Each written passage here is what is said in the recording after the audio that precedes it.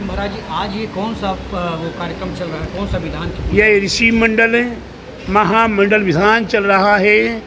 इस ऋषि मंडल विधान के करने से जगत संसारी प्राणियों के लिए संसार के सभी प्रकार के सुखों की प्राप्ति हुआ करती है और आते हुए सभी प्रकार की विघ्न बाधाओं को हर लेने का सामर्थ्य प्राप्त हुआ करता है।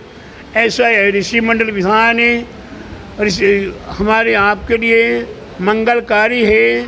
यह हमारे देश के लिए, हमारे राष्ट्र के लिए, हमारे नगर के लिए, हमारे परिवार के लिए एवं हमारे निज के लिए भी यह मंगलकारी है। जिन्होंने इस ऋषि मंडल विधान को किया हुआ है वह अवश्य असीम सुखों को प्राप्त करते हैं, असंख्य गुने पुण्य को प्राप्त करते हैं और पुण्य का फल अवश्य ही शिव फलों को देने वाला हुआ करता है। इसलिए प्रत्येक भव्य आत्माओं को यह ऋषि मंडल विधान में सहभागी बनकर अवश्य पुण्य का संचय करना चाहिए और अपने जीवन में ये विधि विधान आपको अवसर मिला है तो आप इस अवसर को अवश्य प्राप्त।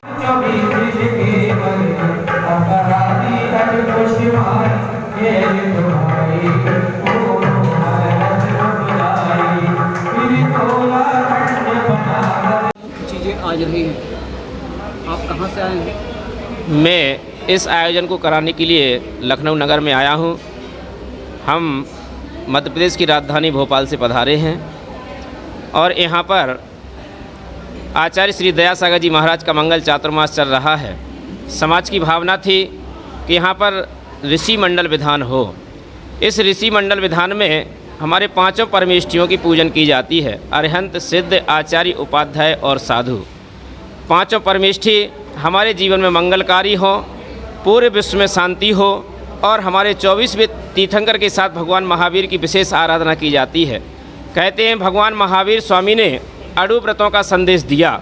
आज पूरे विश्व में त्राही त्राही मची है। यदि भगवान महावीर स्वामी के अड़ू व्रतों को यदि हम अंगीकार कर लें तो अड़ू बमों की आवश्यकता किसी देश को नहीं पड़ेगी, सारे देश में शांति हो जाएगी।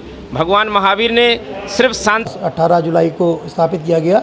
उसी श्रृंखला में यहाँ पे 4 तारीख से ऋषि मंडल महामंडल विधान जो 9 दिवसीय विधान है उसका आयोजन चल रहा है, जो कि 12 तारीख तक चलेगा। आज 9 तारीख है, 3 दिन और शेष हैं। 11 तारीख तक विधान चलेगा। 12 तारीख को विश्व शांति कामना से यहाँ पे हवन यज्ञ वगैरह किया जाएगा, जिसमें सभी देवी देवताओं का आह्वान कर उनसे कामना की जाएगी कि सुख शांति वैभव ऐश्वर्य पूरे विश्व में पर्याप्त हो, कहीं दुख दरिद्रता न रहे, ऐसी कामना के साथ यहाँ पे हवन किया जाएगा। और 11 तारीख को रक्षाबंधन का विशेष पर्व आचार्य श्री के सानिध्य में, और जो एक जैन धर्म की मान्यता है कि जैन धर्म में हम लोग के आगम में आता है कि उस दिन हमारे 700 मुनि महाराजों पर उपसर्ग हुआ था और विष्णु कुमार मुनि हमारे पूर्व में हुए हैं, उन्होंने उस उपसर्ग को दूर किया था। तो उस वजह से हम लोग रक्षाबंधन पर्व मनाते हैं। 11 तारीख को उसका यहाँ पे वहद रूप से आयोजन किया जाएगा और हमारे 11वें तीर्थंकर भगवान श्रेयांशनाथ का मोक्ष कल्याणक भी होता है उस दिन, और विशाल लाडू भी 11 किलो का उनको समर्पित किया जाएगा। बाकी आचार्य श्री के सानिध्य में बहुत ही धर्म प्रभावना हमारे इंदिरा नगर में इस समय चल रही है और बहुत ही सुंदर कार्यक्रम चल रहे हैं।